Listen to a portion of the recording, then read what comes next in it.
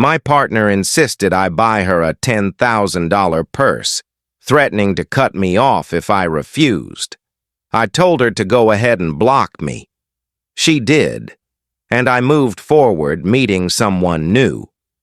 3 weeks later, she's flooding my phone, baffled that I didn't plead for her to come back. I'm a 29-year-old guy, still stunned, not by heartache, but by her sheer nerve. My ex, Sarah, 26, and I were together for roughly 18 months. Things seemed fine, or so I believed. We had good times, took a few trips, mostly on my budget, and it felt steady. She was obsessed with fashion, high-end brands, that kind of thing. I work in tech, earn decently, and could treat her occasionally. But I'm more about meaningful experiences than flashy purchases. 3 weeks ago, we were strolling through a mall, her favorite pastime. We passed a luxury store, and she zeroed in on this garish, to me, designer bag. Let's call it the Luminara Elite 5000. Price? A staggering $10,000. I was floored. "Babe, isn't it stunning? It'd be perfect on me," she said. I replied, "Sarah, it's just a purse. That price is wild." "It's an investment," she insisted. "All the top influencers carry it. It's essential for my vibe." She's a part-time style vlogger with about 800 followers. I chuckled. An investment in what? Copying influencers? Come on, let's be real. That's when things derailed. Her expression turned icy. "I'm serious, Michael. I deserve luxury. If you truly cared, you'd get it for me. You can afford it." "Sarah, love isn't about dropping that kind of cash on a bag. That's more than my emergency savings, which took ages to build. We could take an incredible trip or save for something meaningful." Her tone sharpened. "So, you're refusing? For a $10,000 purse?" "Absolutely. That's absurd." Then came the ultimatum. No pause, just blunt. "Michael, buy me this bag or I'm blocking you. On everything. We're through." I stared, thinking she was kidding, but her face was stone-cold, almost smug, like she was sure I'd fold. Something clicked, not anger, but a clear realization. This wasn't about a bag. It was about control, entitlement, and a materialism I hadn't fully seen. "Okay, block me," I said. Her perfectly shaped brows shot up. She was stunned. She must have thought I'd grovel or whip out my card. "What did you just say?" she asked. I said, "Block me. If our relationship depends on a $10,000 purse, it's not much of a relationship, is it?" I turned and left, no glance back. My phone pinged soon after. "Sarah has blocked you." Then Instagram, WhatsApp. She was thorough. Honestly, I felt relief, like a burden I didn't know I carried was gone. Sure, it stung a bit, 18 months tossed over a purse, but mostly I was free. The next few days were calm. I didn't reach out, respecting her choice. I started clearing her stuff from my place. She didn't live with me, but she'd left plenty. Cosmetics, clothes, shoes. None worth $10,000, thankfully. I boxed it all neatly. A week later, I reconnected with a college friend, Emma, 28. We'd lost touch but met for coffee, then dinner. It was relaxed, genuine. We laughed a lot, no talk of vibes or luxury items. It was a breath of fresh air. We've been casually dating since. Early, but good. Fast forward to today, 3 weeks post-purse drama. My phone starts exploding. Unknown numbers, texts from her friends, even her mom. Sarah's apparently unraveling. She unblocked me to send a flood of messages. "Michael, where are you? Why haven't you called? I unblocked you, obviously. Don't you care about me? I thought you'd beg me to come back. Are you really letting a dumb purse end us? My friend said you were decent, but you're heartless." I didn't respond. After that tirade, I blocked her number. Done. The entitlement was staggering. She genuinely thought I'd chase her after her ultimatum and blocking me first. Her friends and mom kept trying to contact me through other platforms. It's overwhelming.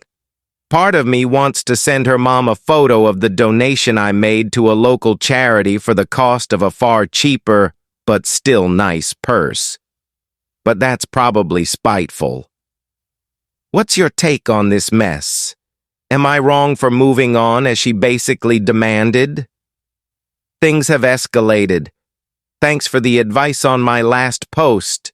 Many of you backed my choice to block Sarah after her outburst and move forward.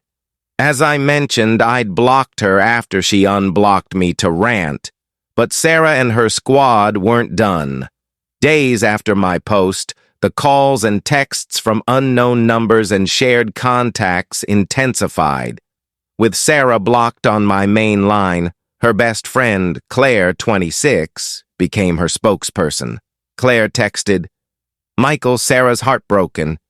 You totally blindsided her," I replied once briefly.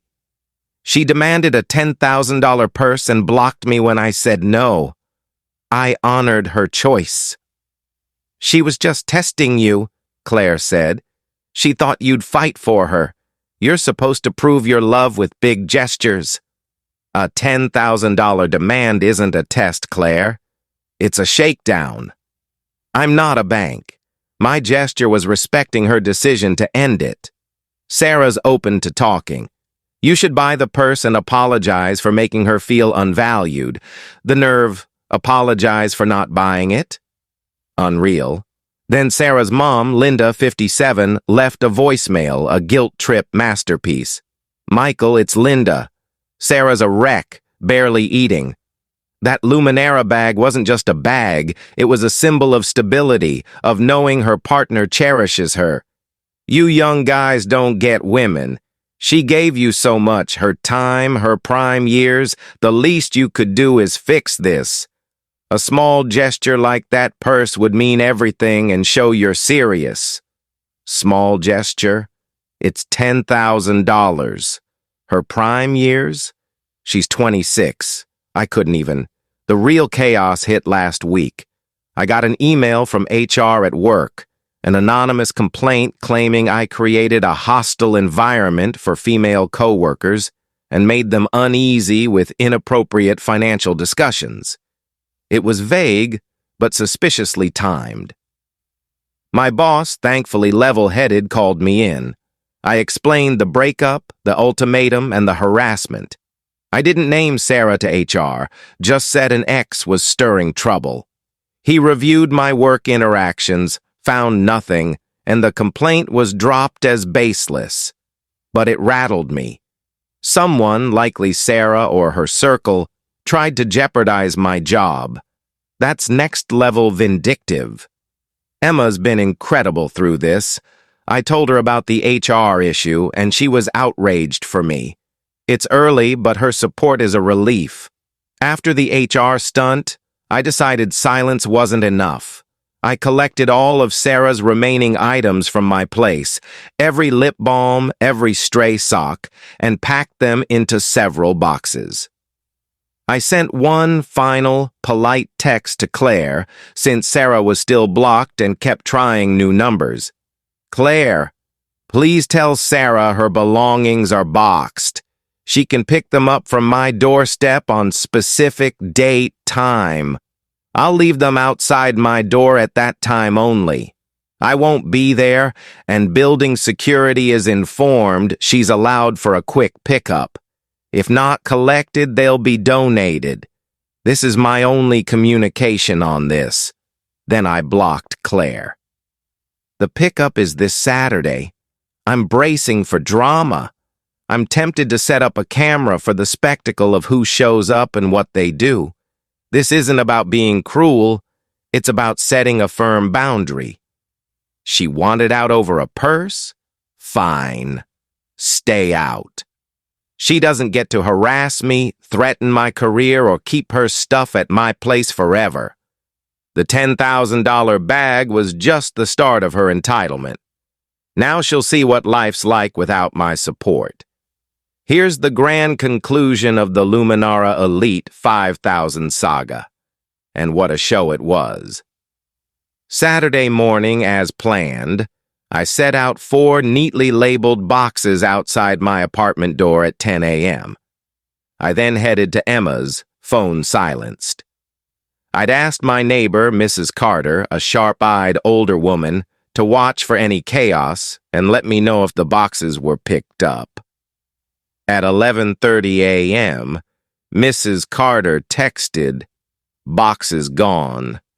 Quite a scene, young man. 3 of them, 1 older, 2 younger, lots of grumbling. 1 was loudly on her phone the whole time. Translation: Sarah, Claire, and Linda.